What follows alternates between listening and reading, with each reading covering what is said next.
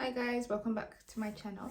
So this video today will be a quick video about numbness and my experience with numbness since I had my transplant. So for me, the numbness hasn't been too bad. In the beginning I couldn't feel anything around here. It was really, I couldn't feel anything. I just knew I was washing something, but I couldn't feel anything at all. There was no sensation. And it was sore as well. It was painful, sore to touch for the first couple of weeks, definitely. But I would say now I still have lots of quite a bit of numbness around here, around the crown area, just around the top bit. But the back, the donut area, there's nothing. It is completely healed. In the beginning I used to feel like with the donut area anyway, I couldn't really lay on it. It was uncomfortable. Yeah, laying on it was very uncomfortable. Touching it, or when I'm washing it, I could feel some form of pain. I was actually worried to begin with that maybe something was wrong, to be honest, because I didn't like the way it felt. It was a weird sensation, to be honest, but then I kind of got used to it and it slowly resolved. For some people, I've checked online, some people, they can have numbness, residual numbness following the surgery on both the donor area and the transplanted area. But as for other people, they might have it on one side and not the other, whilst others, yeah, so it depends on, it's unique to everybody. So just because I only have it now doesn't mean that if you were to have the surgery done, that it would be the same for you. It's a bit different. I've read some horror stories though where you get people that had their surgery done over a year ago and the numbness is really bad. Whilst you get some people, they have not just the numbing sensation, they have like the burning and the tingling. And to that, for me, that would have been too much. It would have been too scary, because that means that, you know, the nerve is not healing the way it should at all. Yeah, so for me, those would be really red flags. But thankfully, I don't have any of those. Just slightly numb, and I know for sure that it's getting better, so I'm hoping in the next couple of months it will hopefully totally ease off. But it is one of the complications when you get an ear transplant. It is not, I won't say it's normal to have it, but it is expected. If you've got local anesthetic anyway to your scalp, it is expected that you have some numbness. But they can't really tell you how long it will last for. They'll probably say for a couple of months just to protect themselves. So I guess for me, what I've been doing, or how I found the numbness so far, is when I don't have any wigs on or anything, it's not too bad. It's not bad at all.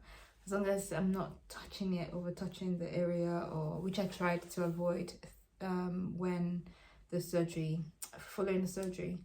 But as you can see now, I have a wig on and it's fine right now because the wig is really loose, very, very loose.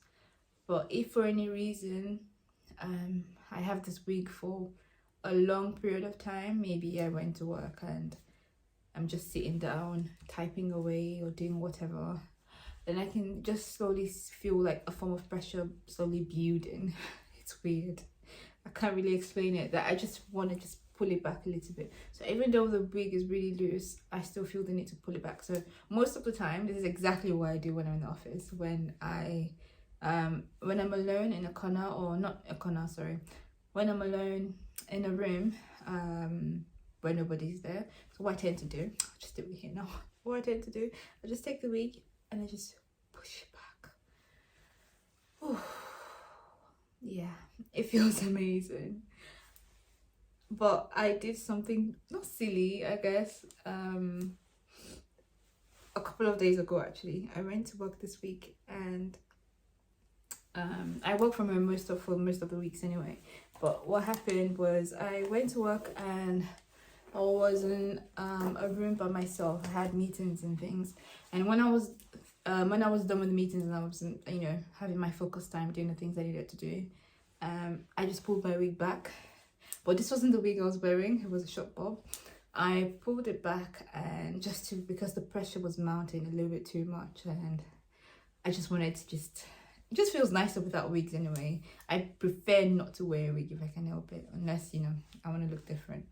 But anyway, what happened that day, I wore the wig and going to that room, did what I needed to do. It was close towards the end of the day anyway. But what I didn't do was to pull my wig back to the front. I left my wig, let me show you. I left my wig like this, yeah. I didn't just pull it back, yeah. I think I got a bit too greedy. I was thinking, oh, why not? So I pulled it. I pulled it up to here, yeah. If you can just imagine that. Took my bags, did everything. I think it was maybe 20 or an hour ago later.